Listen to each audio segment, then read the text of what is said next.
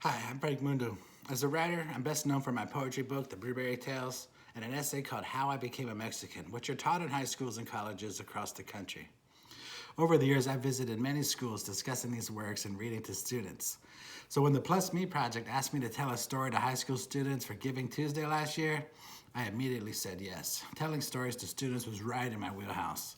It wasn't until I actually read the details and discovered the story's theme, academic success, that I realized I'd made a huge mistake. Or worse, that they'd made a mistake in inviting me. Whenever I visit schools, I typically share a few poems or read an excerpt from my essay, and then I answer the students' questions the rest of the time.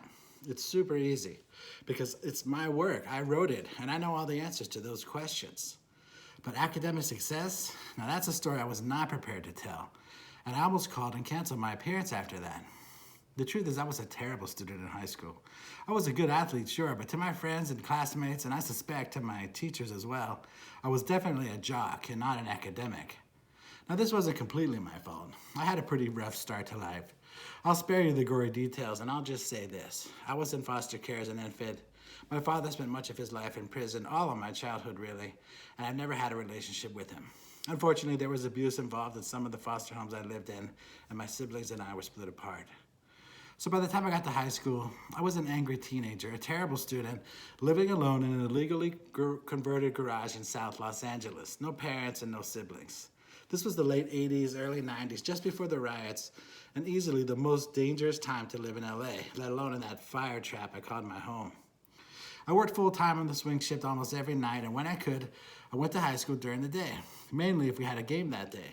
I rode my bike, skateboard, or took the bus everywhere I needed to go until I was old enough to drive whatever piece of junk I could, fix and keep running. I attended a nice school on the west side where my mother had lived briefly. However, just like the forged documents I used to work full-time, I used to fake a dress to attend this public school.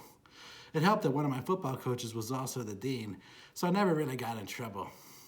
Deep down, I guess I always knew that college wasn't a real option for me, at least not right out of high school, but it all seemed so far away in the future that it didn't concern me.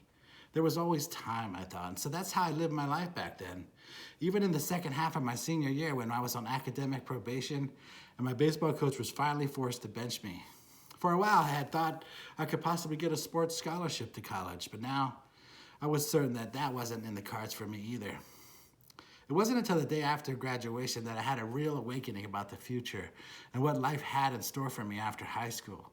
A brutal dose of reality so strong I wouldn't fully recover from the shock of it for years to come.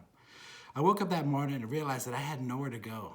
What's worse, I realized that school had been for me all those years, just a place to go every day, a kind of placeholder, a chance to meet up with friends and play sports, and that was about it.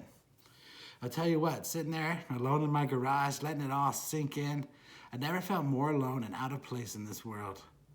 Now, why would anyone want me to tell that story, this story, to underserved students on a day called Giving Tuesday? Because it gets better, right? Because it has to. After all, I was the first person in my family to graduate from high school. I would also graduate from UCLA on a partial scholarship after that, where I completed the school's exclusive creative writing program. Only 15 students are admitted each year to the program. After that, I went on to become the full-time professional writer, author, and speaker I told you about in the beginning of the story. How does this happen? How do you go from one extreme to the other? Well, it took me some time, quite a few years actually, to find my place in the world, to work towards healing myself, to create healthy relationships that added value to my life, and to find the confidence in myself and my abilities to live the kind of life I deserved. That's the story I would tell. A story that, as I wrote the night before Giving Tuesday, left me in tears, but smiling from ear to ear. It was a story I needed to share with myself as much as I wanted to share it with the students. I'm so glad I didn't cancel my appearance. I'm so proud that I shared that story, and I'm so honored to work with Plus Me. If you're thinking about volunteering, or if you're unsure if your story is right for this important program, I promise you that it is. In fact, your story may be the all-important spark that helps light a fire of hope for a student who, just like me, may feel lost, alone, or even worse, hopeless. Please share your story with these students. Take your time. Give it your best effort. Be genuine and real, and you can't go wrong. Thank you.